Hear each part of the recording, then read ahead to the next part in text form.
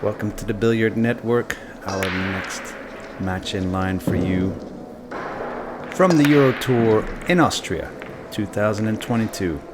Here we go with the talent that is Chris Melling versus one of the best Polish players and veteran by now, Tomasz Kaplan. He's to break first, race to 9, nice corner ball made. Legal break. Not a really great shot on the one ball.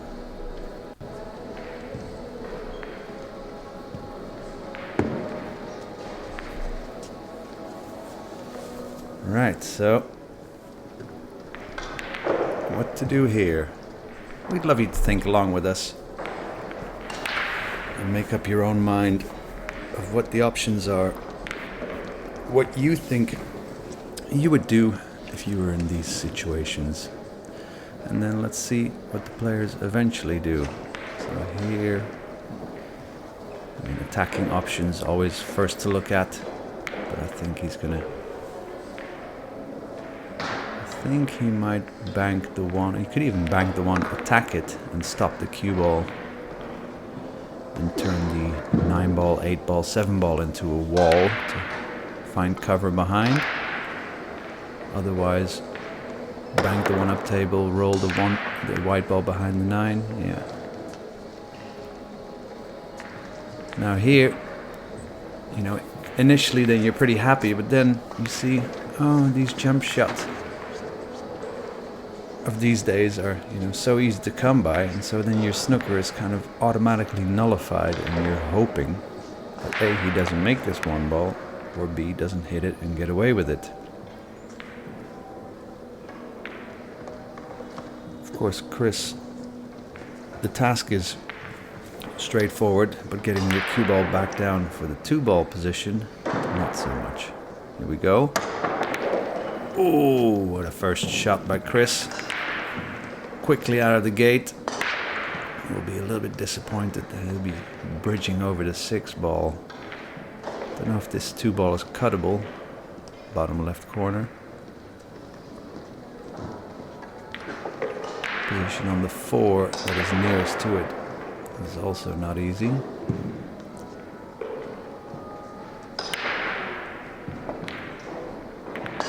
Alright, never went for it, always went for the safety. That's pretty good.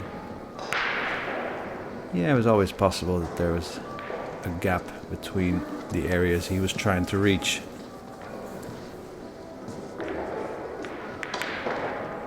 It might be possible that Thomas is able to pot this ball and guide his cue ball. Oh, yeah. I think it was theoretically possible had he made the 2 ball in the left side of the pocket. I think he hit it as thick as he possibly could and still made it. And therefore his cue ball reacted even further to the right. And it's a chance to draw first blood for Chris. Well, some people call him the shot maker. Some people, I think from still his English pool days, he got the nickname the Magician. But I guess we all know there's only one true magician that's ever lived in this game, and that is the Efren Bata Reyes. Although Efren Bata Reyes, I think Bata is a nickname for the little one or something like that, because there used to be another famous Efren Reyes in the Philippines. Anyway, bit of a half trivia for you there. So, Chris is going to take this first rack. So let's talk a little bit about the break, the cut break. Since the 9 ball's racked on the spot as opposed to the 1, because it was all too easy to make the corner ball, players are cutting the 1 slightly to the left, like so. And by doing that, they're trying to make the corner ball and trying to make the 1 ball inside. Now, Chris made the 1 ball. His white ball got a bit of a sad kick into the corner pocket. So straight away a chance for Tomasz, who's wasting no time. I mean, same as on that pot on the 2 ball that he had the chance of in the previous game. He's playing faster than... Yeah, faster than I think he would normally play. So it's either that he's severely in stroke, or he may have just come off of like a tough loss or something in the previous round and is throwing caution to the wind. He's always been a smooth player. I think one of the more loose, technically players hailing from Poland. Apologies for the slightly moving camera. We hope. No, we're not at sea. And we hope you can focus on the pool table rather than the dangling camera. It's just that sometimes somebody might move the tri-lights from which these cameras are hanging, or might even be leaning against it. And that's why these cameras are moving. Anyway, rack number 2. Tomasz Kaplan looking to tie things up at 1 apiece.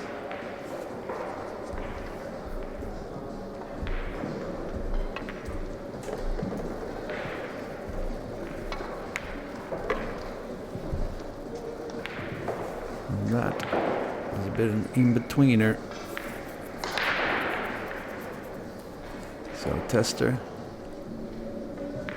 But it looks like he's been playing quite a few matches already. He looks to be in stroke. Alright, 1 each. And he's to break.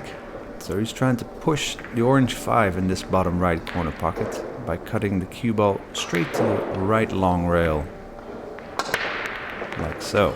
See if the cue ball travels directly to the right from where we're looking at a certain speed, and that's usually a pretty good hit. But the 2 ball is not available for him.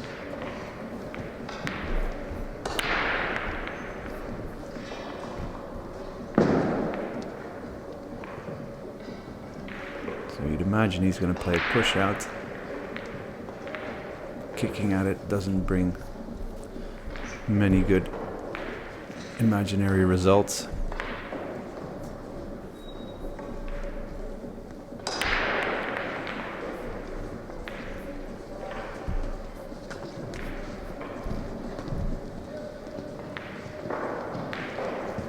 So probably left him half of this 2 ball. It's not easy to get away with this, since you can only cut it on the left side of the blue from where we're looking. Yeah, Chris not seeing the positive side of what he could make happen here, because it's hard not to cut the 1 ball and not leave it over this right hole, or potable at least. So it's very hard to find cover with your cue ball on the other side of the table.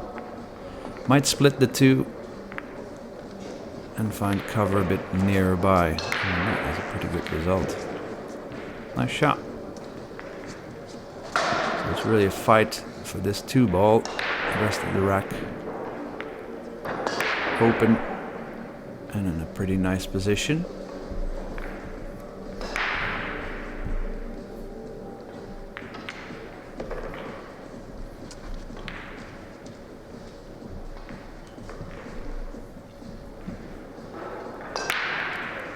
With the jump shot, should he make it? The 3 is available, top left corner pocket. Ooh.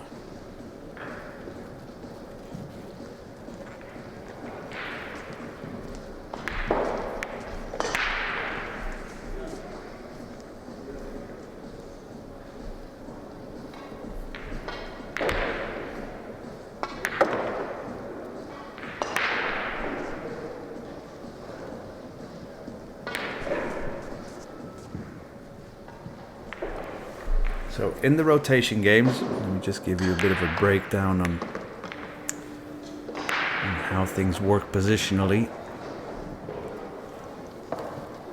If the ball you're currently shooting, like right now, if the next ball is kind of in line, so if you would stop your cue ball, the 4 ball, you would kind of have position on the 5, then you'd like little to no angle at all. If the ball you're shooting next is not in line, then you would want to keep a 20 to 40 degree angle to make it a very doable pot and keep a maneuverable cue ball. So here it's all pretty much in line. 6 gives you position on the 8, so keep no angle on the 8. But the 8 doesn't give you position on the 9, so you want a 20 to 40 degree angle. So that's something consistent that you will see happen, with some exceptions of course. But that is in essence the gist of rotation pool. Keep a 20 to 40 degree angle unless the next ball is in line with the ball you're currently shooting. Alright, so Chris to break, looking for that cut break. 3 ball never got close. They're consistently making the 1 ball though, which is a good thing, but the 2 balls racked random or all the way at the back, and so that gets whacked around the table, so you never know if you make the 1 where the 2 ball is going to end up. Whereas if you make the corner ball and don't make the 1 always travels up table at least, so it's a bit more predictable. Chris going to play safe, try to get his cue ball back down to us. Ooh, that won't do the trick. So everybody in the world knows the ease with which Chris Melling can play the game. I think most people also agree, all in all, he's underperformed a little bit with his stroke and his eye for a pot and his talent to make amazing shots or amazing kick shots. I guess people would have expected him to win a few more tournaments, maybe even a major, which hasn't yet materialized. Also because he plays more than one cue sport, he also plays English pool, and so doesn't have a one game focus.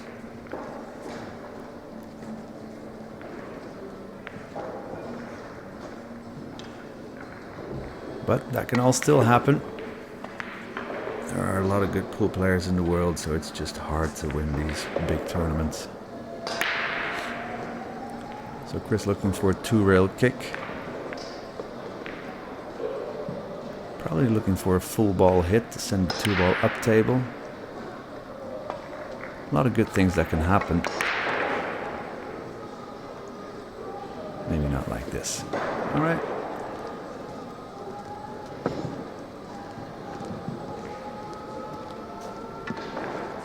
Position on the 3, the most important, well, of course, because it's the current task he's faced with, but may also be the most difficult positional shot he has to play. Could cut this in the side and then, okay, he's going to shoot it in the corner.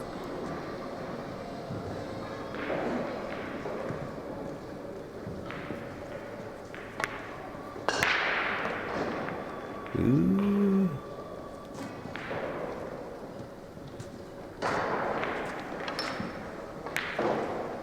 And what to do on this kick? He only has 2/3 of a ball to hit. Can only kind of hit it full ball. You just have to imagine what can happen. Let's say if he hits it thin or thick, that's what these players are trying to do. And go with the best thing that brings them the best chance of a positive result of getting away with it. Oh, well, that's a very positive result. Ooh, Chris will be fuming. All right, game number 5. Let's see if we can get a bit more of a faultless display by either one of these gentlemen. 1 ball down, but I think only the 1 ball past the breaking line. And that's why we're seeing Mr. Melling back at the table. So a 3-point rule in effect on the break. Points can be collected by making balls or by making balls past the breaking line. And only 1 ball was made and 1 ball past the breaking area. So control of the table passes. Chris could have given it back if he wanted to, but this was a very good shot. Or did he actually leave him a way to hit that one ball? No, I don't think so. It's a difficult kick, this.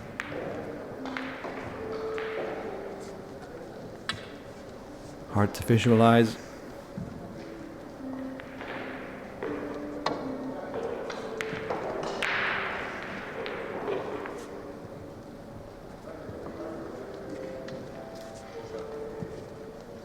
Right, so ball in hand for Chris Melling, but as you can see, a little wry smile, because Thomas hit that 2 ball and now made the 2-4 a bit of a conundrum. And I have to say, Chris Melling is somebody who wants to let it be known if he feels he's been misfortunate. But what's misfortunate about getting a ball in hand?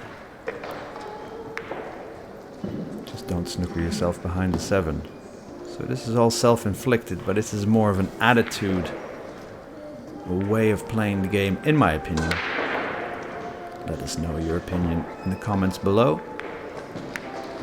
If you appreciate this match we're bringing to you from the Billiard Network, then you can always press the like button. Let us know who you'd like to see featured. Let us know where you're watching this from in the world. We'd love to hear your comments. Right, so what's Chris gonna do here? I mean, you can make the 2-4. That needs a very specific hit on the 2. Very good kick shot player, though.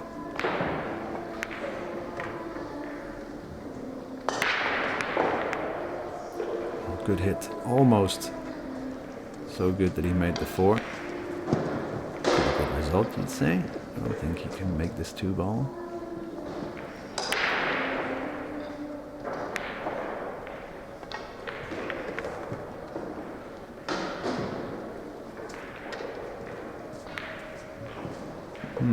Looking at the jump shot. I think he's looking at the kick shot at the moment. I mean, he already made 1 9-ball off the kick in the previous rack, so why not have another go? And 2 might hit the 9.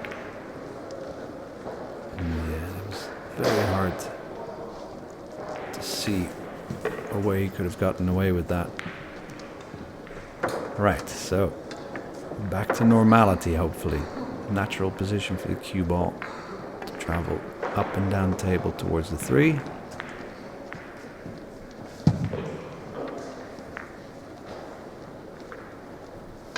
Four represents position on the 5, so we'll probably keep a straight-ish shot on the 4. Okay, maybe not. I think he's going to wing his cue ball around.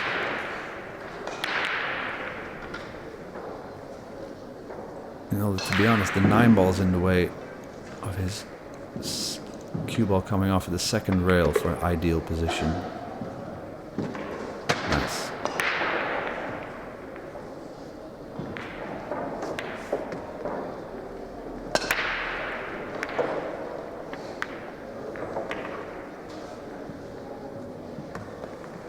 Whew, that's being close to your work, all right. Okay, so Chris Melling wasting no time in taking this rack number 5. Race to 9. The Euro Tour in St. Johann, Austria. And if you haven't been there before and you have a chance to go and play in one of these tournaments or to visit in general, I'd recommend you do so. Beautiful part of the world, that is. Mountainous area of St. Johann in Pongau in Austria.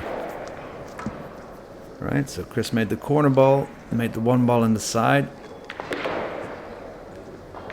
That made the 2 an unpredictable shot. He's got a shot. I think he's going to go for this, because I think his cue ball is going to naturally thread in between the black and the pink and come back up for the pink, which is the next ball in the rotation.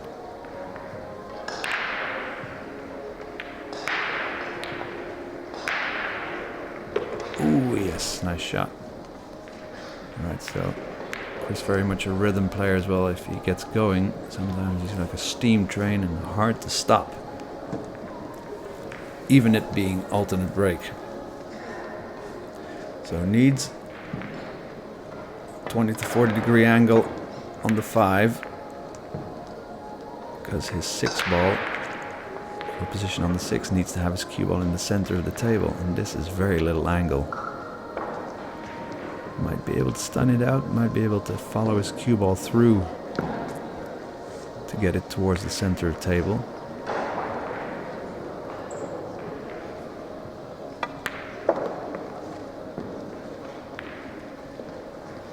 Nice. A bit more distance and angle than he would have imagined 2 shots ago.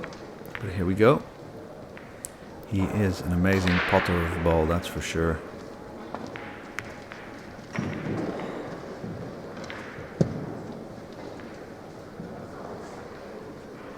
Has no angle on the 7, so probably has to screw his cue ball straight back, just past the left side pocket.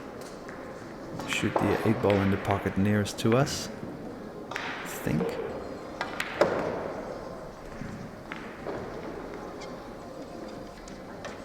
That was a beauty.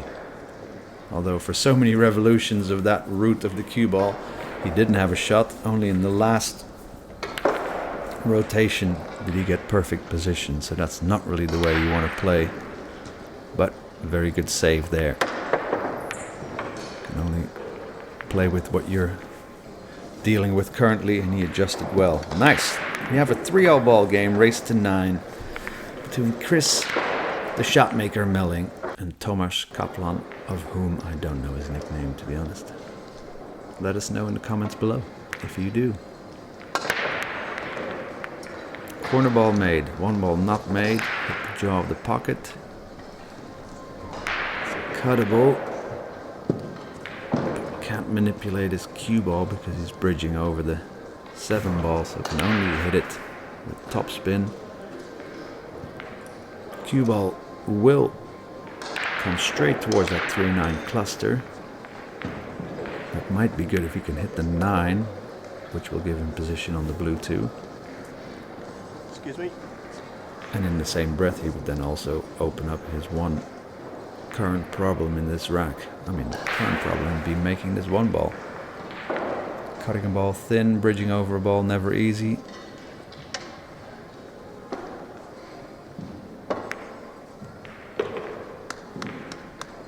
Yeah, he hit the 3-9.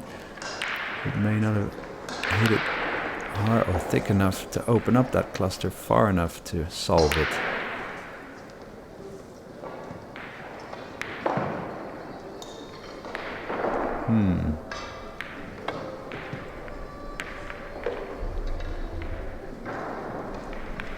The 3 doesn't pass the 6. To play position for the 3-6 combo is not easy. What would you do here, players? I mean, it's hard for us to see, isn't it, the exact angle he's got on the 2 ball, which gives you options for positional play.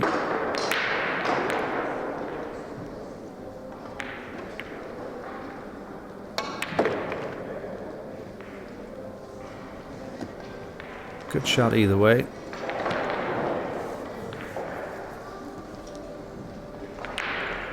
See a bank on the 3.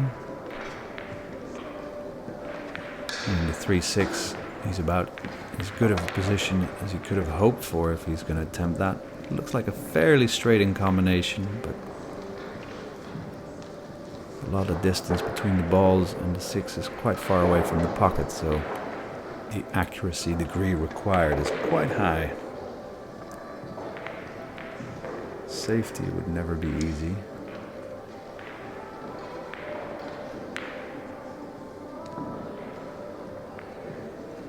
This is for who takes the lead once more. Wow. Nice shot.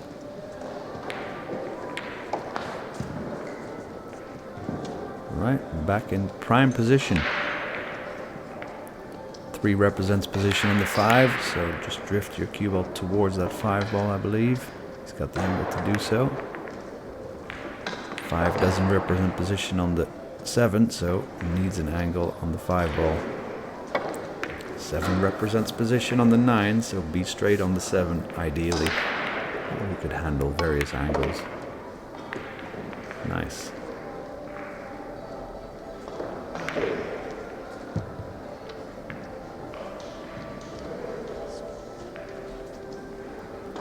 So Tomasz Kaplan was leading 3-1, got pegged back to 3-all, and takes the lead once more.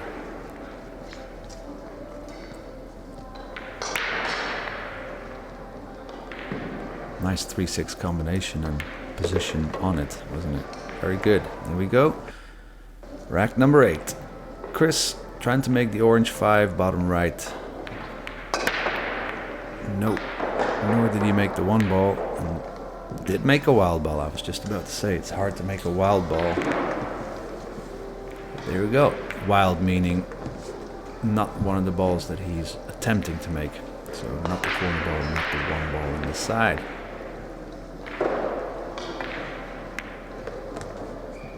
Oh, he was applying check side. He made the 1 ball, hit the 1 ball so full. That is too full, not far to the left enough, and that's why his cue ball traveled up straight behind the 3. I mean, so he's forced to play the jump shot. I mean, shots like these.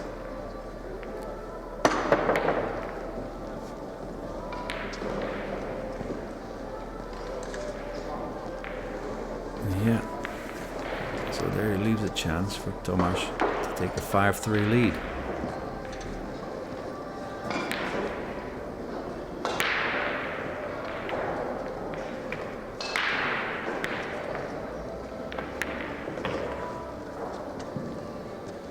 So the 5, 7, 8, 9 is all very straightforward position. So this is the key shot, really. Get a nice straight in or just any angle on the 4 ball will do to get position on the 5. Well, this is about as bad as he could have gotten, because in making this 4 ball, his cue ball is going to travel towards the corner pocket nearest to us, and so he needs to manipulate his cue ball. You don't really want to stun it just to the right of the 7 ball and add a lot of right spin to make it spin towards the 5. Might be playing this with left spin and spin it out of the corner. Yeah.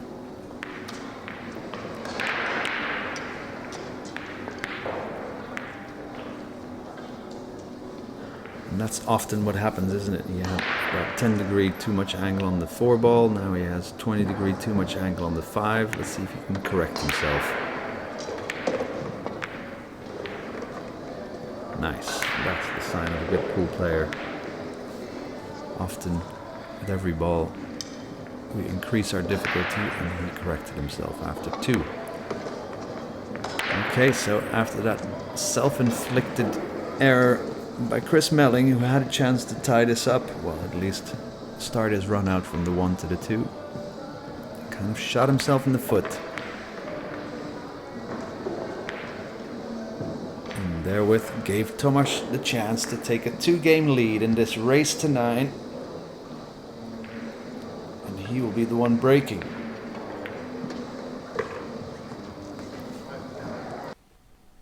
So yeah, corner ball hasn't been finding the pocket that easily, that being the red 3. Let's see if they can make a change, because all right.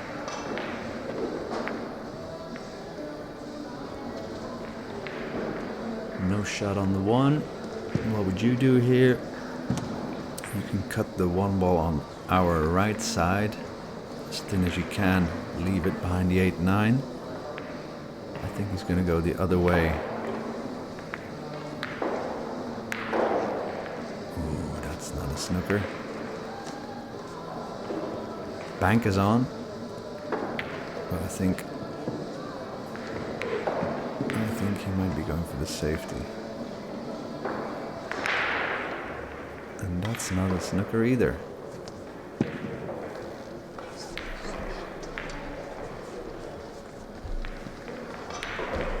So the pot is on. I mean, what else is he going to do? Yeah, cue ball will travel towards where his cue's pointing now, which will do just fine for a position on the 2. Or acceptable anyway. Yeah, the safety's not on, so I think he's going to go for this. I have a feeling he's going to make this one.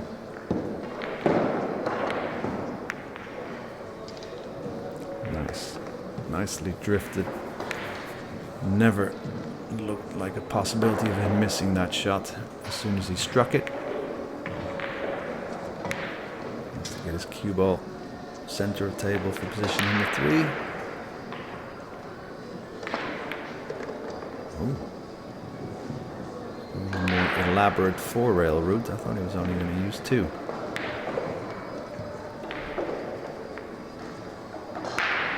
He needs to screw his cue ball back to avoid snookering himself behind the orange. Oh, jawed the 3 ball. Yeah, if you keep having to play quality shots, eventually, most likely, you're going to come unstuck.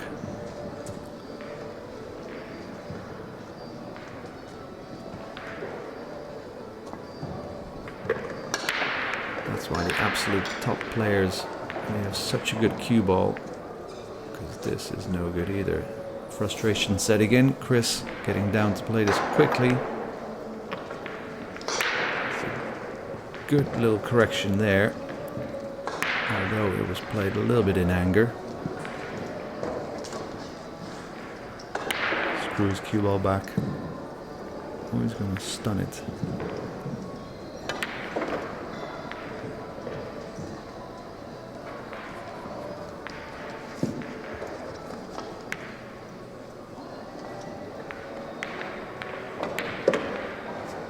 All right. Tomasz had a chance to take a 6-3 lead. Couldn't do so. Chris Melling on the comeback trail.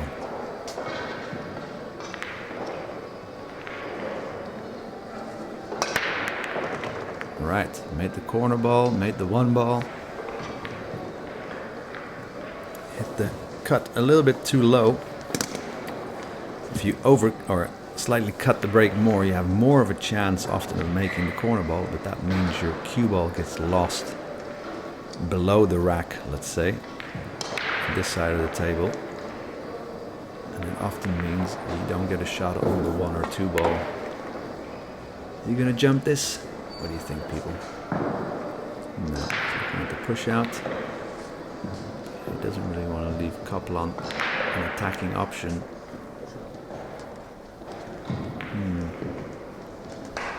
Might leave him a straight-in shot on the 2 and on the rail. So that position on the 4 is very hard to come by. So what would you do here? I think I would cut the 2 ball on the left side, bring the cue ball back to where it is now. And he's aiming down. I think he's going for the pot and screw back all the way. And that's a high degree of difficulty. Amazing when you do execute it well. It's hard to see if he gave it back now or if he's shooting it himself. Yeah, I think I would cut the 2 and try to guide my cue ball back somewhat towards the brown 7, of course preferably behind it or the orange. Wow, that must have been a Chris Melling shot, yeah. Let's just see the stroke. Whew, beauty. Shot of the match so far. Also nicely positioned his cue ball. Beautiful shot. Alright, let's see if this can kickstart Chris into playing a bit more faultless. Everybody knows what he's capable of. It just seems that he is unable to produce it regularly in matches or in tournaments.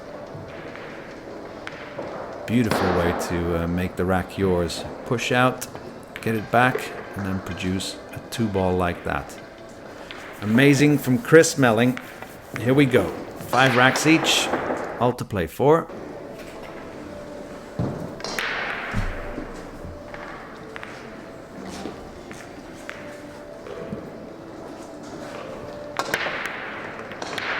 Made the corner ball.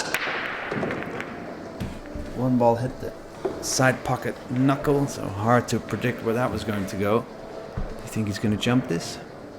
I think he might, you know. Because of the angle of the cue ball, this cue ball would kind of stun towards the right side pocket, which is where the 2 ball is. It would kind of travel towards the blue 2. Big chance of position on the 2. And that might be just my not so smart way of playing. Maybe because I'm sitting here just thinking of more the attacking show shots. And he's pushing out, keeping things tight. Alright, so I thought that where the blue ball was, that is an ideal position for the push out. So pushed out to the kick. Chris wants to hit this 1 ball full on at a medium pace, and that will, if he hits it full on, that will make the cue ball stop somewhere where the 1 ball is and send the 1 ball up table. Try to find cover behind the 3 or the 9.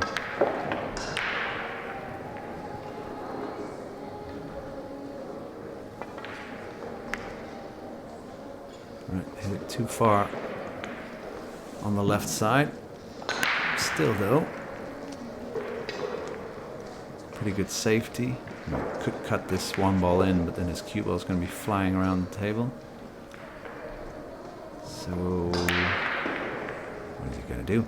I don't know. Bring his cue ball back to behind the 3? No. And this is kind of an easy option, trying to split the balls and bring them to opposite side rails. But it's hard to get the snooker, and now Chris has got some options. Could bring his cue ball in between the orange and green. Zip. And that's what he tried and achieved.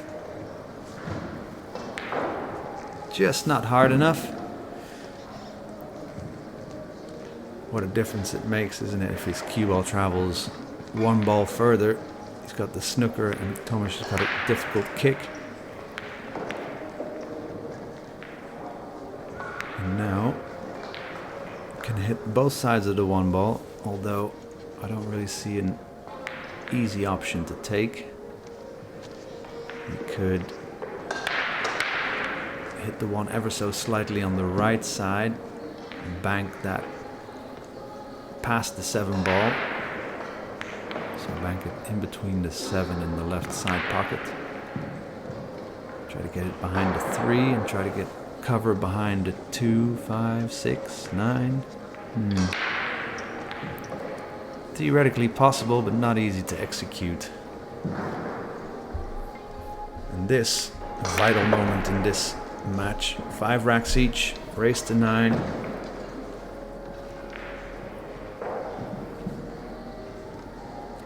As you can see, Tomasz taking his time. Normally we'd fast forward the long thinking times. I think our producer Robert Braga has just failed to spot this moment of longer thinking time.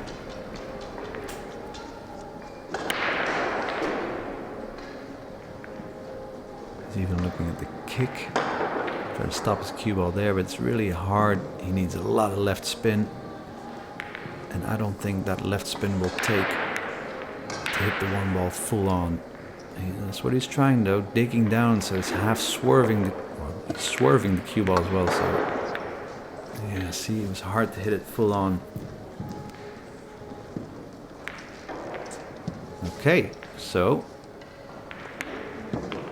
Chris really can't get this cue ball off the rail, so probably will stop it somewhere over where the 1 ball is, and accept the cut on the 2.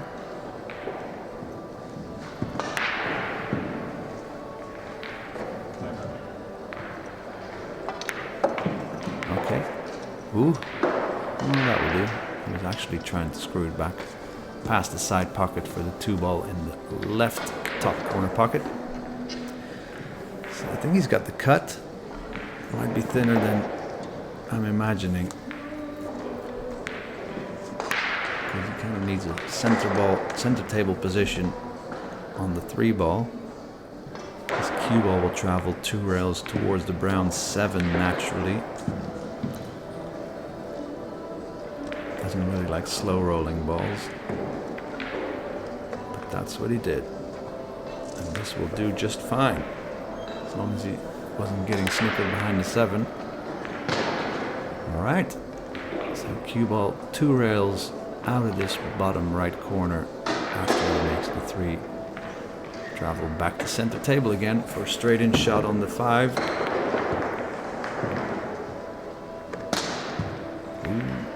No, that will do.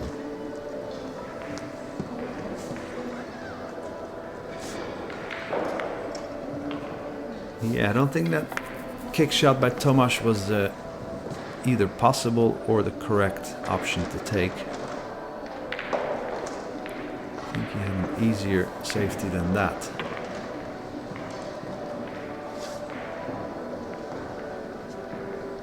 Still though, Chris displaying a higher level of pool, or more faultless in the last few racks.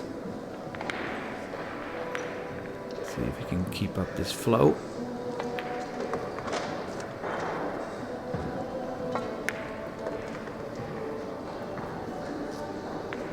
This 9 ball for a 6-5 lead. Here we go. Breaking himself, trying to make the 8 ball, bottom right corner. No, got kicked away. He did make another ball though, but will only collect 2 breaking points. Made 1 ball and either the 6 only or no ball past the breaking line. So control passes to Tomasz, who can make this 1 ball. He's trying to keep his cue ball as close as possible to the 2. Or travel away from it and try to bring it back.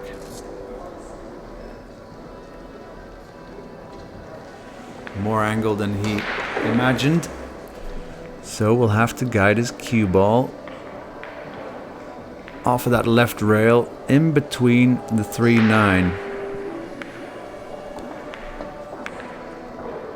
I am not at the dentist, and that is someone in my hallway all of a sudden trying to fix the ceiling light. Hope that drilling won't last for too long. So now this cue ball is going to travel away from the pink 4 and needs to come all the way to the right side of the table where he's pointing now. Anywhere there.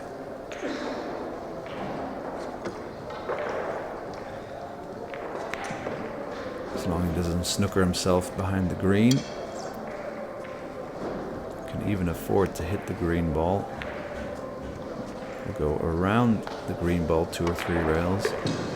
Yeah. Doesn't even need to get close.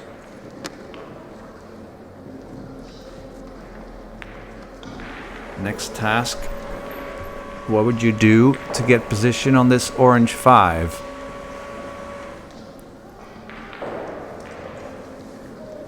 Is he shooting the 5 or the 4 ball? I got my colors mixed up. Apologies.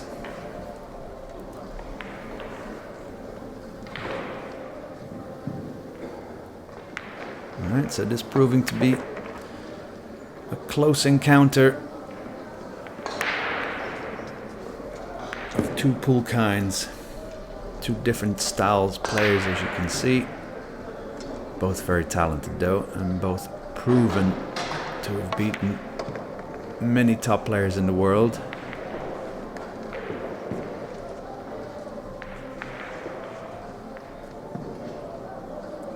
So looking to tie this game up at 6 apiece. And then all they're racing to is 3. Ooh.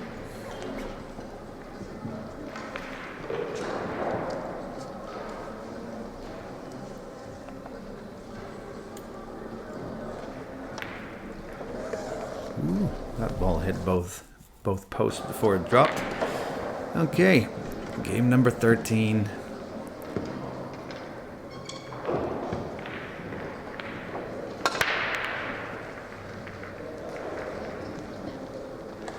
No ball down. Left the shot on the 1. No clusters to speak of. It's really position on this 2. If you can then look further ahead, the 4 will give you position on the 5. 5 kind of gives you position on the 6, the 7, the 8.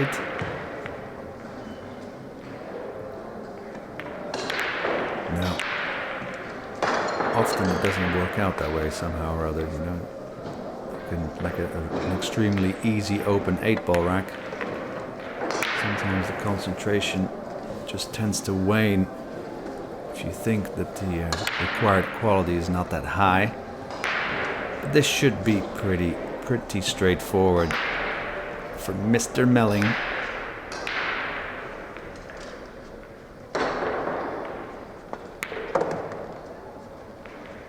Yeah, tiny angle on the 5, can stun his cue ball for a straight in shot on the 6.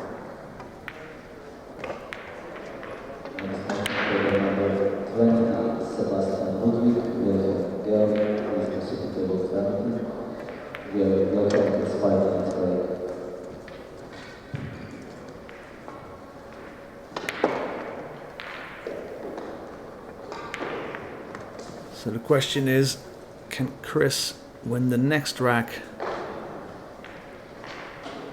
and get 8-6 up? Or will Tomasz bring it back to 7-all and keep it a really close encounter? It will be Tomasz's break. Oh no, it's Chris's break. Nice. So he broke Tomasz's serve, you could call it, and now has a chance to double the lead. Alright, made the 1 ball, decided to start breaking from the other side, but now scratched his cue ball. Yeah, so chose to play from a different side, which is a pretty smart thing. But probably also because he hasn't been breaking from the other side at all. He may have felt a little bit less comfortable and didn't hit that cut break entirely the way he wanted, leaving a very open, fairly straightforward looking rack for Tomasz.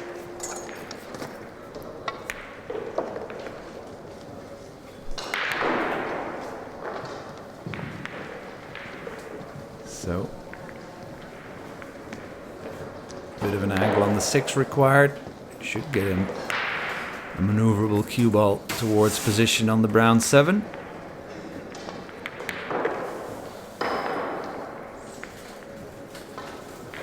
Yeah, and then we're heading to a 7-all ball game. Race to 2 only, this will be, or I predict.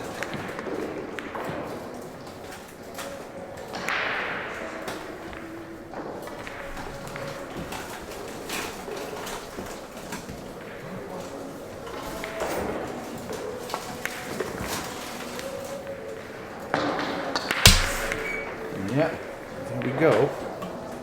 Hope you're enjoying this match.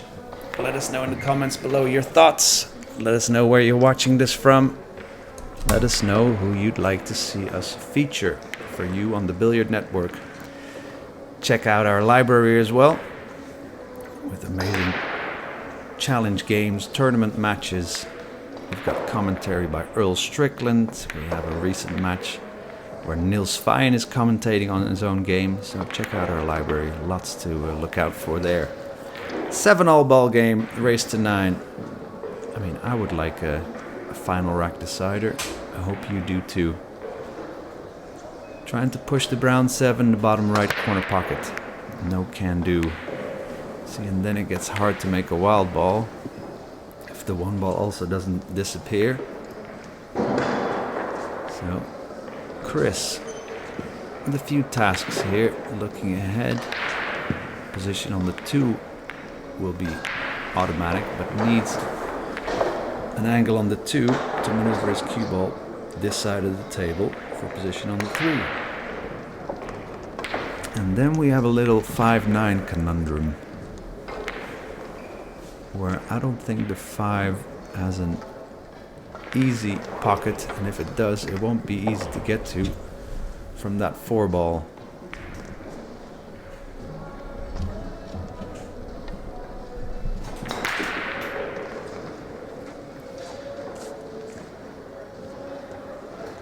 This is all well played.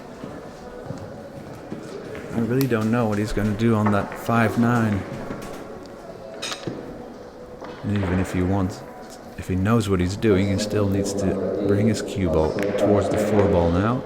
Oh, I keep messing up my colors. 4 and the 5. Alright, so this looks a lot better than I sketched it. I mean, he will hit the 9 ball, but should be able to hit the 4 ball first here. Yeah. Okay, and now this rack. Looking like something you have to bet on Chris on running this out. Nice. Wants to keep a straighting position on the 7 ball. Just gonna get his extension out, I think. He's stretching over the 8 ball.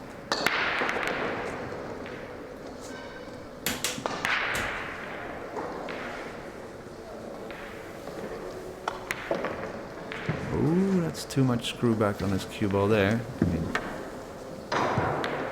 that will do as well, but I don't think that's what he wanted when he was aiming at that 6 ball. Nonetheless, he's gonna take game number 15 and will only be 1 rack away from winning this match. And this is, as you can see at the bottom of the screen, a losers round 4 match. So the loser of this match will just have to go and enjoy the views from outside, because we'll not feature in this tournament any longer. Still breaking from the left side, from where we're looking. There, see, I made the 1 ball easy. Ooh. No pocket for the 2. I think he's gonna go for this 2-5 combo, you know? Even though position on the 2 thereafter won't be straightforward. No, he's gonna play safe behind the 6-9-7. Wasn't able to do so. These type of shots is where the really top European and world players will just make sure that they don't give the opponent even a sniff any longer, and just close out the match. Play good safety, either get ball in hand or get a chance, and close it out. Because this task of snookering Tomasz on the 2 ball wasn't that difficult, you know.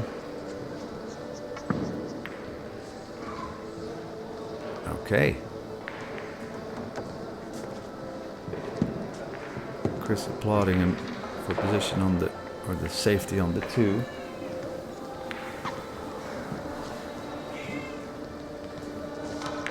Yeah, not an easy kick either. 2 rails.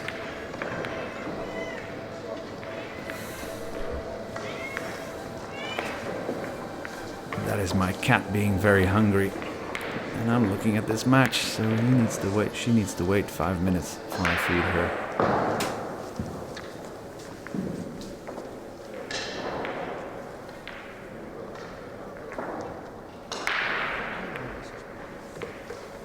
Right, so this kick shot's so important. I mean, if it gets to a final rack decider, that's what Chris wants to avoid. Good things can happen if he hits this. Let's see. Here we go. Oh! How did he do that? We all know how he could do that. Didn't expect that, did we? Now, is this going to be a final rack decider? I would think so. Although position from the 2 to the 3, not a foregone conclusion, even with ball in hand. Strange, isn't it? Alright, so he wants to be fairly straight on the 3.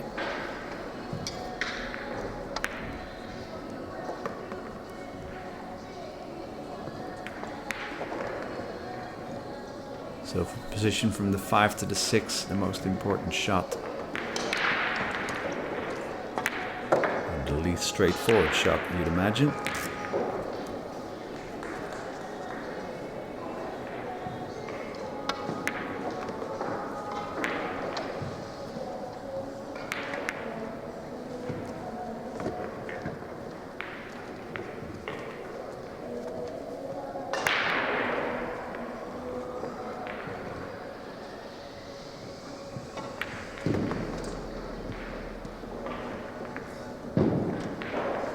Right, needs this cue ball back around about to where it is now.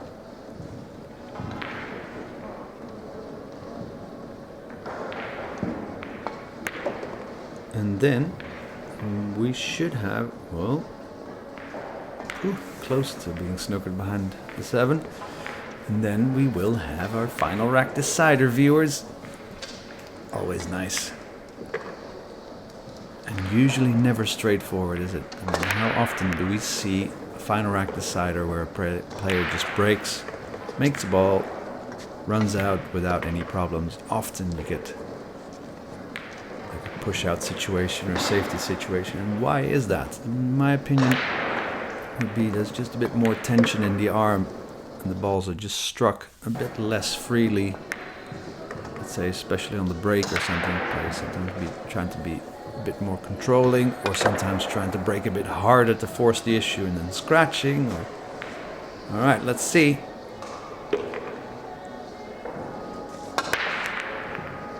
Oh, couldn't make the 5, couldn't make the 1. Ooh, see, and there you have it. Yeah.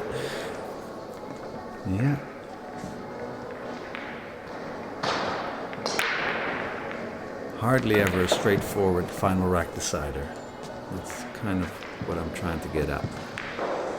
So, can Chris stun draw his cue ball behind the pink 4? I mean, what else is he going to do? It really needs a short stroke not to double hit his cue ball. And doesn't want the double kiss on the 1 ball either, so yeah, not easy with a stretching rest.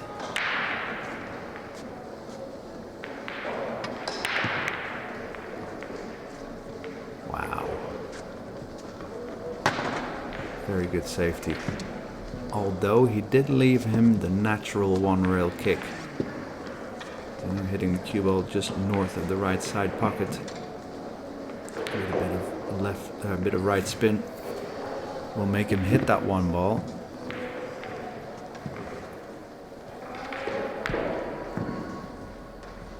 And then, you know, you're still kind of awaiting what will happen. He might make a ball, might snooker Chris. So initially you think this is a great shot by Chris, but actually, oh, well, good result. Turns out he couldn't kick it and get away with it. So 2, 3, 4, 5, 6. 6 to the 7. Needs a particular angle on the 6 to bring it back for the 7. Until then, pretty problem-free run out so far.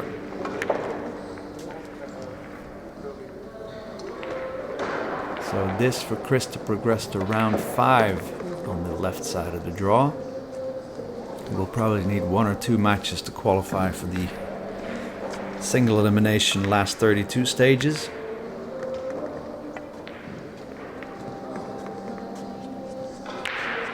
And the losing player of this match will no longer be a part of this quest to be the Euro Tour Zhangzhou 2022 champion.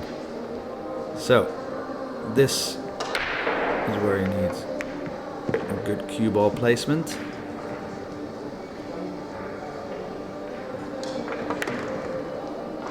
And that's not it. I mean, it's doable. You can screw his cue ball back, probably stun draw this to pass the 7 on the right side and come off the short rail nearest to us. Zip. What a technique this boy has got. Very good. Good correction. Back in prime position.